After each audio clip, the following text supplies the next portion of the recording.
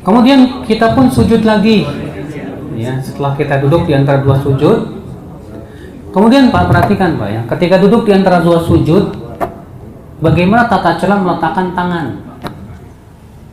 Meletakkan tangan itu ada dua keadaan. Yang pertama, meletakkan di atas paha. Yang kedua, di atas lutut. Ya. Jadi ketika duduk di antara dua sujud itu ada dua keadaan ya. Yang pertama di atas paha begini Pak. Yang kedua di atas lutut begini.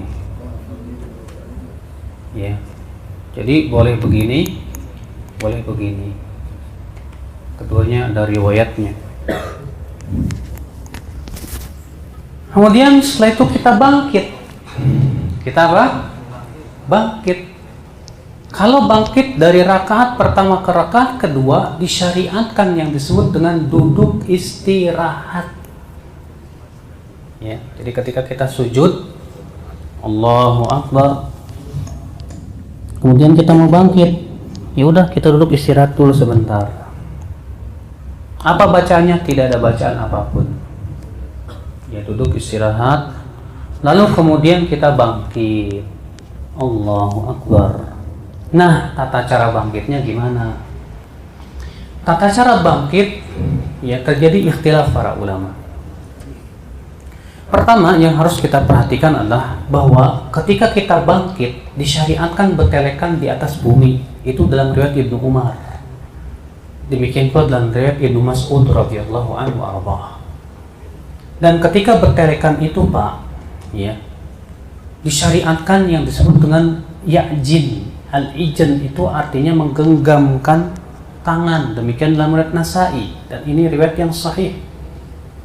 Maka ketika kita bertelekan, ketika kita hendak bangun, ya, kita bisa begini. Boleh juga begini, boleh, keduanya boleh. Tapi disebutkan dalam riwayat Nasa'i kayak jinu fis shalah. Begini Pak. Ya. Seperti mengadon roti. Pernah nggak bikin roti? Hah? Saya dulu pernah ngejajal bikin roti. Tepung dicampur dengan apa? Air, diaduk-aduk. Ini namanya ya'jin. Ya. Ya'jin tuh begini nih. Nih. Jadi mengepal mau tidak mau. Jadi ketika kita bangkit kita mengepal. Itu sunnah dalam riwayat Nasa'i.